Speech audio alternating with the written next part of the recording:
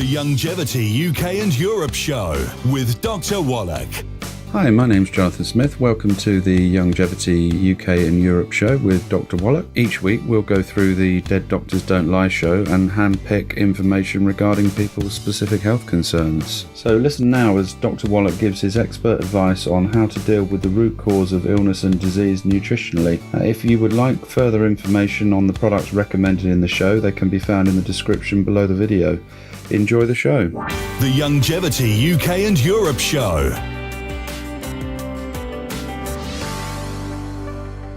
Well, we're getting all kinds of warnings here. John Singleton, 51 years old, the black director of the black movie Boys in the Hood, first black director to get an Oscar for his efforts, fantastic efforts in putting that movie together, just a fabulous piece of artistic work. And then 6 weeks before that, Luke Perry, an action TV and movie actor, dies of a stroke at age 52. These are healthy guys. I mean, they look great, they're physical, and so forth, and very active, and yet they died of a stroke. Something you think of as happening in people over 65, 70 years of age, and so forth.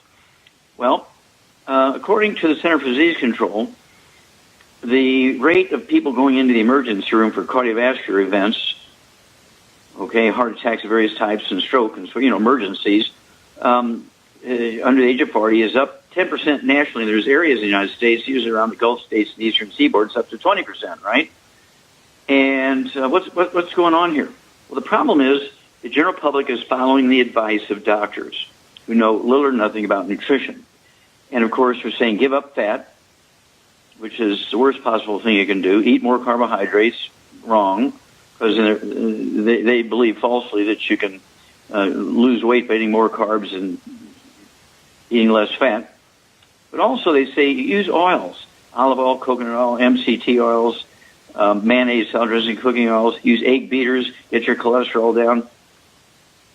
And they're winding up with plaque in the arteries because it's oxidized oils that cause plaque in the arteries, not cholesterol. Your cholesterol should run about 350 to 500, should be 98% the good cholesterol, the HDL.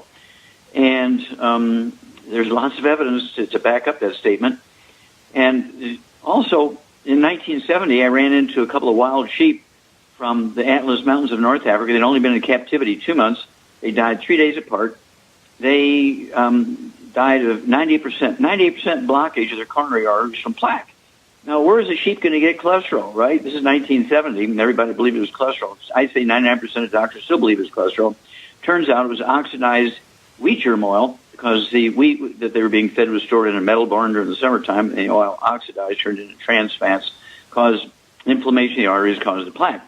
Couldn't get it published because it flew in the face of what doctors believe in a medical journal. I couldn't get it published in a veterinary journal because they went to the medical doctors, and the medical doctor says, no, this is the guy, who lied about cystic fibrosis being not a genetic disease. So that didn't happen. I got it published in Denmark, of all places, and toured Europe because of it. We knew in 1970 that cholesterol was not the cause of plaque. Vascular disease, and then, of course, what about thrombosis, blood clots, like these two guys died from? It's caused by deficiency of a single nutrient. It certainly can be aggravated by inflammation. And I want you to get a hold of the book and the CD, DVD, Dead Doctors Don't Lie. Get a hold of the book, Epigenetics, The Death of the Genetic Theory of Disease Transmission. Get the CD, A Stick of Butter Day Keeps the Doctor Away, and the DVD, Praise the Lord and Past the 90. You want to get a hold of the book, Immortality, and the CD, Immortality, Forever Young, and find out why the top 20 longevity cultures have 40 times 100 olds we Americans do.